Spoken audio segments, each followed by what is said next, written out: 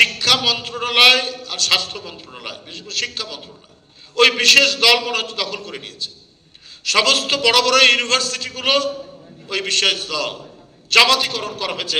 আমি এটা বলছি ইনকিলাবে এবং কয়েকটি পত্রিকায় নিউজ হয়েছে।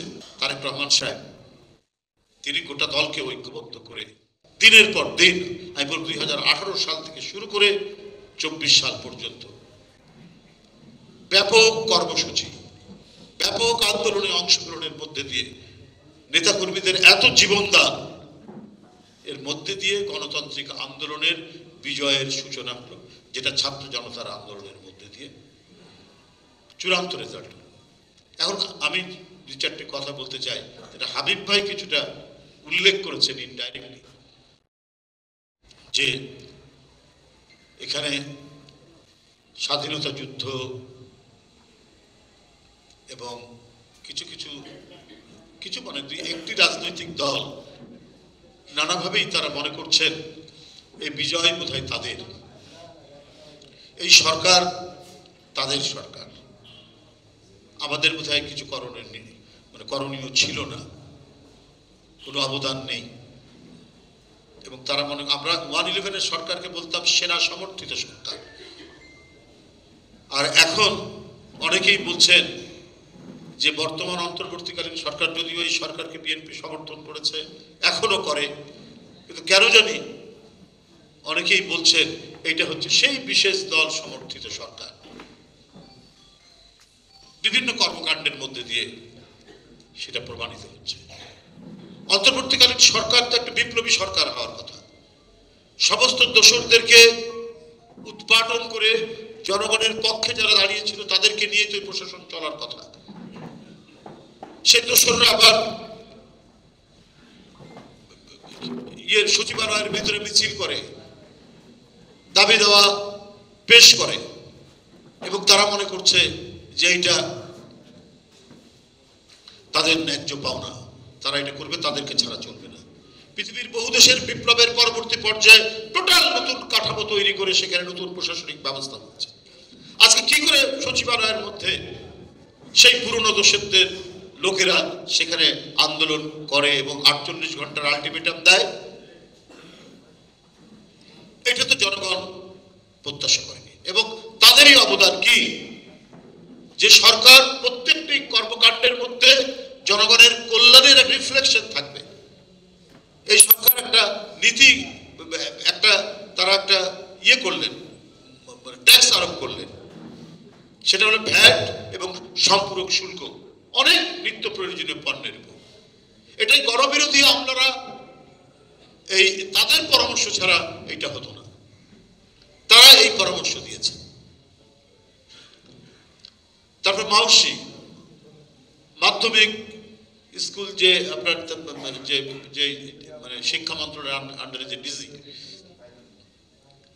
তারা বলেছেন যে রাষ্ট্র এবং সরকারের বিরুদ্ধে তারা নির্দেশনা দিয়েছে যে কিছু বলা যাবে না ছাত্রছাত্রীদের উদ্দেশ্যে।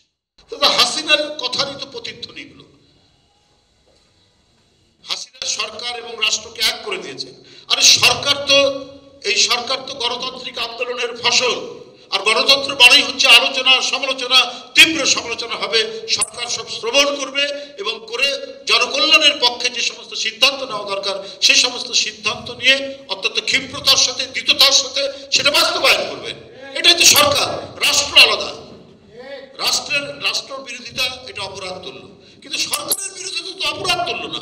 সরকারের বিরুদ্ধে যত সমালোচনা হবে, সেই সরকার যদি সৎ সরকার হয়, সেই সরকার যদি জনগণের মুখাপেক্ষী সরকার হয়, জবাবদেহি সরকার হয়, সেই সরকার তো সেই সমস্ত সমালোচনাগুলোকে আপনার আমন্ত্রণ করবে। অথচ মাউসি বলে দিল যে এইটা সরকার এবং রাষ্ট্রের বিরুদ্ধে কোনো সমালোচনা করা যাবে না।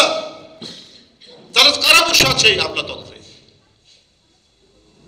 আপনার জনপ্রশাসনের সচিব, তার নামে আসলো কত কোটি টাকা ঘটনা, যে এত টাকা দিলে হবে না, আমাকে 5 কোটি টাকা দিল। তারপরেও সে কি করে থাকে সেখানে? এই ধরনের একটি ঘটনা জানার পরেও বা সংবাদ মাধ্যমে ওঠার পরেও উনি কি করে জনপ্রশাসনের সচিব হিসেবে সেখানে থাকে? সেটা প্রকাশ হয়েছে যার কারণে বলছে যে জামাতিকরণ করা হচ্ছে সমগ্র মানে শিক্ষা প্রতিষ্ঠানগুলোকে। এটা তো অত্যন্ত ভয়ঙ্কর বিষয়। আমার জানা মতে ঢাকা বিশ্ববিদ্যালয়, রাজশাহী বিশ্ববিদ্যালয়, চিটাগাং বিশ্ববিদ্যালয়, আরো বিভিন্ন ইউনিভার্সিটির মানে বড় বড় বিশ্ববিদ্যালয়ের প্রধান দায়িত্বে বসানো হয়েছে আপনার মানে জামাত চেতনার লোকজনকে। আরো বিভিন্ন যে শিক্ষা প্রতিষ্ঠানের গুরুত্বপূর্ণ জায়গায়। আর আমাদের কোনো লোক হয়তো ছাত্র জীবনে ছাত্র দল করেছে, রেজাল্ট ভালো, কম্পিটিশনে তারা বিসিএস এ উত্তীর্ণ হয়েছে বলেই তো তারা আজকে প্রফেসর হয়েছে গভর্নমেন্ট কলেজের বা বিভিন্ন গুরুত্বপূর্ণ দায়িত্বে আছে বা শিক্ষা প্রশাসনের বিভিন্ন জায়গায় আছে। সরকারি প্লট যাদের ঢাকায় বাড়িঘর আছে তারা নিতে পারে না, ওদের প্রত্যেকেরই বাড়িঘর আছে, তারপরেও নিয়েছে। 6 জনের নামে, ছেলে মেয়ে ভাগ্না ভাগ্নির নামে পূর্বাচলে 60 কাঠা জমি তারা দখলে নিয়েছেন, প্রত্যেককে 10 কাঠা করে দেওয়ার জন্য। সেটাতে নাকি আপনার ইয়েরও জমি আছে, ওই যে টিউলিপ, যে ব্রিটেনের এমপি ছিলেন, মন্ত্রীও ছিলেন, এবং তার ফ্ল্যাটের কথা তো জানেন যে শেখ হাসিনার ঘনিষ্ঠ একজন ব্যবসায়ী সেই ফ্ল্যাট দিয়েছে। অর্থাৎ উন্নত দেশে থেকে উন্নত নৈতিকতার মধ্যে মানুষ হয়েও রক্তের যে ধারা, জেনেটিক্যাল ধারার থেকে বেরিয়ে আসতে পারেনি টিউলিপরা। যখন শেখ হাসিনা, আওয়ামী লীগ আর আরেকদিকে জিয়াউর রহমান, বিএনপি দুটো বিবেচনা করি, তখনই তো মনে হয় যে আমরা বিএনপি করার সার্থকতা,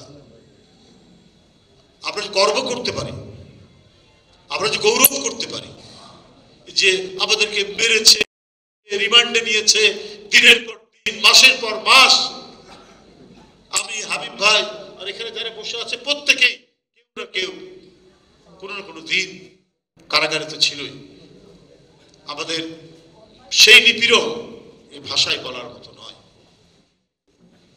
কিন্তু আমরা সহ্য মাত্র শহীদ রাষ্ট্রপতি জিয়াউর রহমানের দল করি, দেশনেত্রী করি, তারেক রহমানের দল করি, দলের ভারপ্রাপ্ত চেয়ারম্যান। এই গৌরব আমাদেরকে সকল নিপীড়ন নির্যাতন থেকে মধ্যেও আমাদেরকে অনুপ্রাণিত করেছে।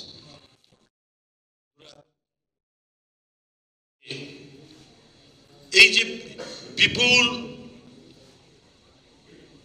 জনস্রোত এবং আন্দোলনের যে তরঙ্গ তৈরি হলো জুলাই এবং আগস্টে, এর ভিত্তি তো রচনা করেছেন দেশনেত্রী বেগম খালেদা জিয়া, দেশনায়ক তারেক রহমান।